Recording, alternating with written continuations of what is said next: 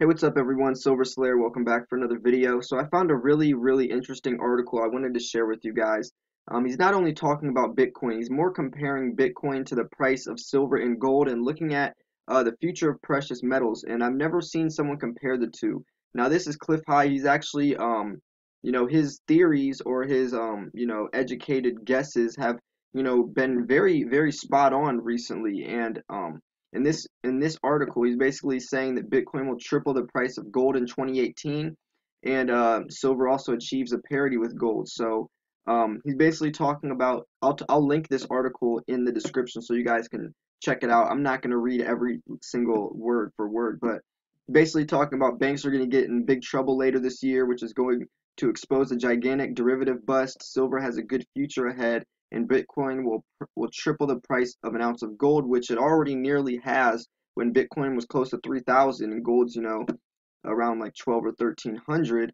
But he's saying that gold is expected to reach $4,800 by March of next year. Now this was written in March 6th, 2017. So he's saying by March of 2018, gold should be at $4,800 and silver will be around $13,000 by then, which would be an insane price because right now silver is at $2,700.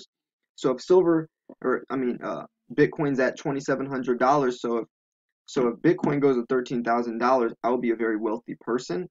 But I mean, but anyways, going on to talk about the bank's troubles, and then he says silver's going to the moon.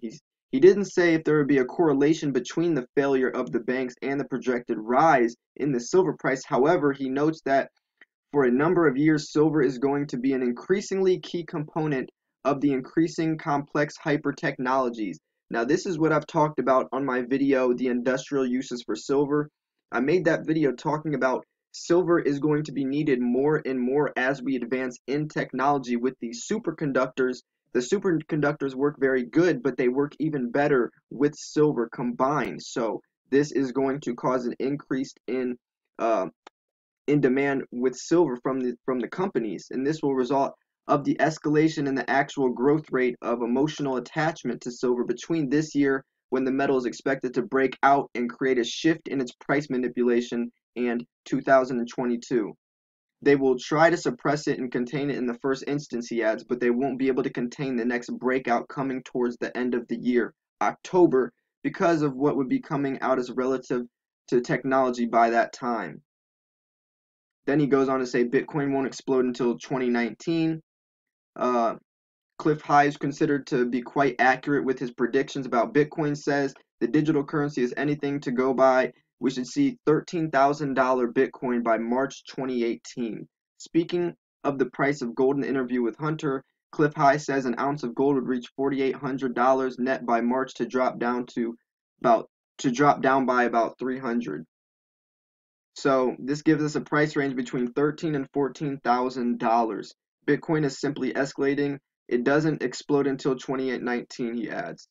So this is a very interesting article, not only to see what he says about Bitcoin, but also silver and gold.